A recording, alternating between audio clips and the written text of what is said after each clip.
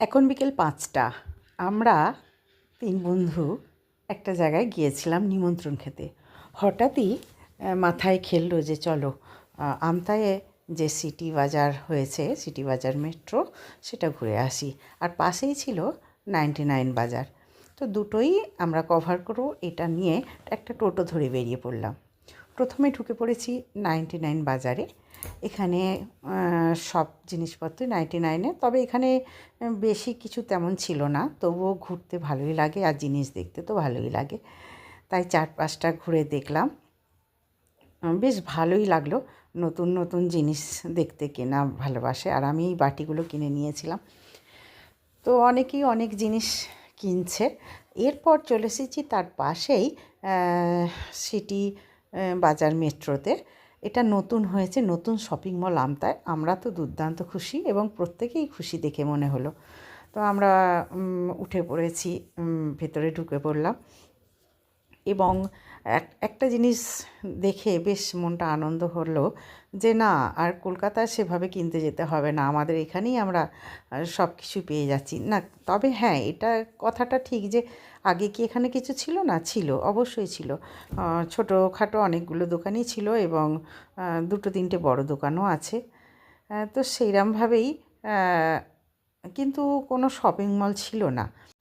তবে এটা হতে আমতাবাসীর মুখে যেন একটা স্বস্তির হাসি।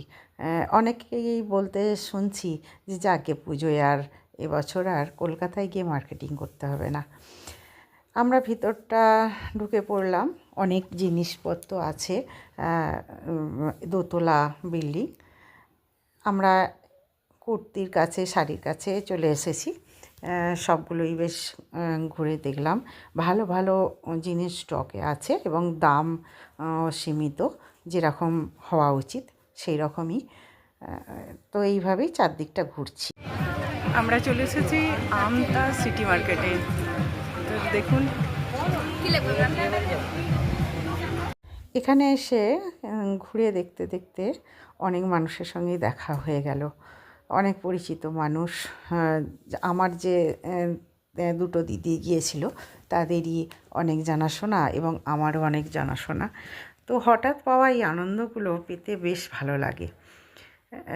এবার আমরা একটু বাসন কোসনের দিকটা চলে গেলাম। বাসন কোসনের দিকটা ভালো করে দেখে তারপরে আমরা চলে এলাম চুড়িদার বা শাড়ির দিকে আবারও। তো কী কিনবো কি না কিনবো ভেবেই চারদিকটা ঘুরতে থাকলাম এবং একটা জিনিস ছোটোখাটো কিনে নিয়েছিলাম। কিছু বল, হঠাৎ দেখা হলে আমি হঠাৎ দেখা হতে খুব ভালো লাগছে, আনন্দ হচ্ছে। এরম করে যেন মাঝে মাঝে হঠাৎ দেখা হয়ে যায়। তার জন্য আমার বাড়িও মাঝে মাঝে যাস খোরব আশ্রমে গিয়ে একদম সত্যি ভালো। হঠাৎ করেই মনীষার সঙ্গে দেখা হয়ে গেল এবং তার আগে দেখা হয়েছে এক দিদির সঙ্গে। তিনিও আমাদের সঙ্গে গান করতেন। আর মনীষার সঙ্গে মনীষা এবং মনীষার মেয়ে দুজনেই এখানে এসেছে, দেখা হয়ে গেল। এইরকম অনেক পরিচিত মানুষের সঙ্গে দেখা হয়ে যাচ্ছে। শুধু দেখা তো নয়, দেখা মানেই তো আড্ডা আর কথা বলা, সব রকম মিলিয়েই চলছে। কিন্তু এখানে একটু খাবার ব্যবস্থা থাকলে ভালো হতো, তবে হয়তো আস্তে আস্তে হবে। খাবার যে মল সেটাও একটা হবে। কেমন লাগছে বলো? আমটাটা আরো বেশি নামি দামি হয়ে যাচ্ছে, একের পর এক মার্কেট হচ্ছে। মানে আমরাও বেশ গর্বিত, খুব ভালো লাগে। প্রথমে দেখা হয় আরো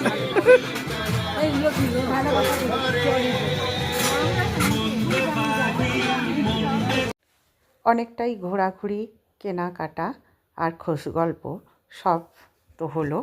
এবার তো বাড়ি যেতে হবে, সন্ধেও হয়ে এসেছে। আর একটা জিনিস আমি শুনলাম যে আমতাতে ইন্ডিয়ান সিল্ক হাউস হয়েছে। তো সেদিনের ভিডিওটা আপনাদেরকে অবশ্যই দেখাবো আরেকদিন। তো আজকে চলুন, সব কিছু কেনাকাটা তো হলো, এবার বাড়ির দিকে রওনা দিই।